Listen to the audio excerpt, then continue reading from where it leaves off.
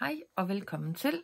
Mit navn er Elda, og det her det er min lille hjørne af YouTube, hvor jeg deler mine tanker omkring min tro. Og hvis I gerne vil have en lidt længere præsentation af, hvem jeg egentlig er, jamen så er der det første afsnit, der fortæller lidt mere om, hvem jeg egentlig er. Det er bare sådan, det kan være ret at vide, hvem der egentlig sidder og snakker her. Jeg har lidt, jeg gerne vil dele med jer i dag. Det er noget, der ligesom er poppet op i mine tanker den sidste uges tid. Eller det er en sang, der er poppet op i noget af en sang, der er poppet op i mit hoved i sidste uges tid. Jeg oplever nemlig, at noget af det, der fylder meget rundt omkring, og det tror jeg også, I kender, det er Trump og Putin. Det bliver der snakket meget om, og der er lidt en bekymring, oplever jeg. Og jeg har den også selv for især Trump. Hvad kan han finde på? Hvad sker der nu? Og det vi har kendt indtil nu, det er måske ved at ændre sig. Hvis der bliver den der handelskrig eller toldkrig, så kan det få betydning for os. Det kan få betydning for vores økonomiske situation. At det økonomiske råderum, vi har haft indtil nu, det forsvinder.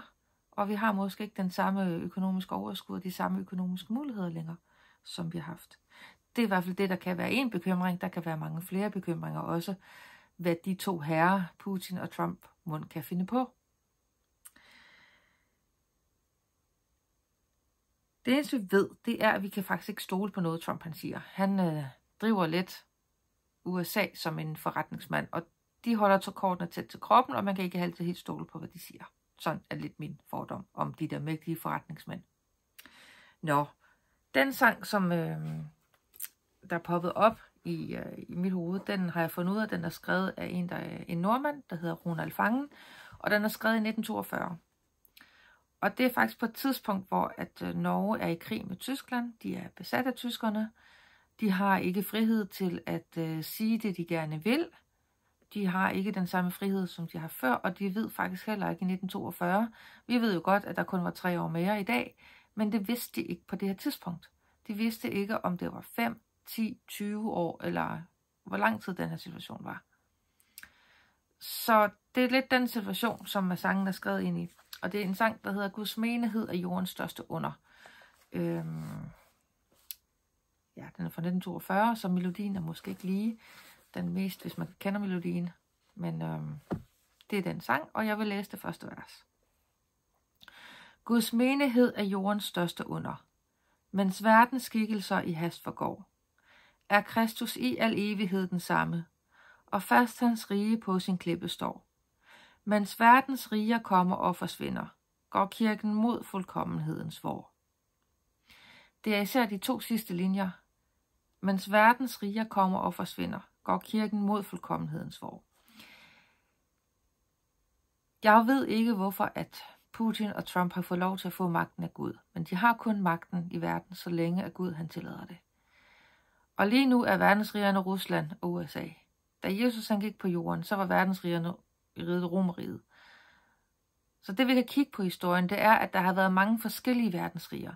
Og selvom Putin og Trump måske tror det, at USA og Rusland vil være verdensriger for altid, så kommer de og forsvinder.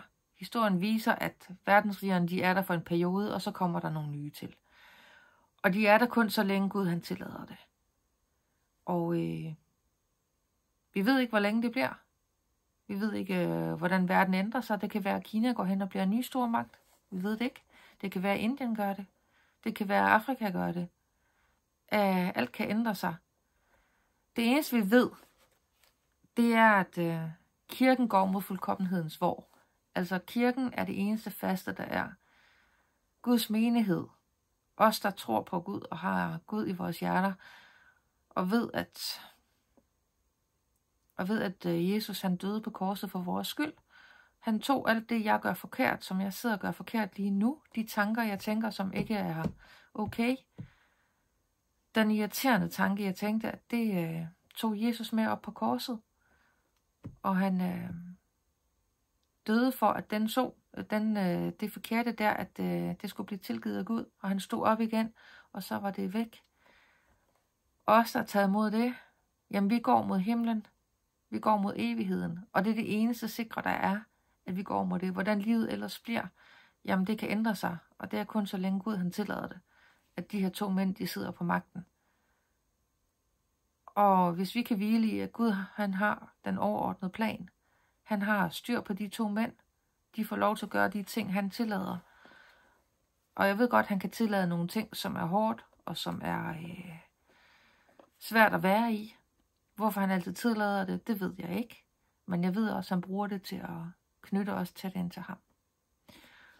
Så det var bare det, jeg vil dele med jer i dag, at kirken går mod evigheden, og det er det, vi har at stole på, og så skal alt det andet have Gud styr på. Ja, det var det. Kan I have en god dag?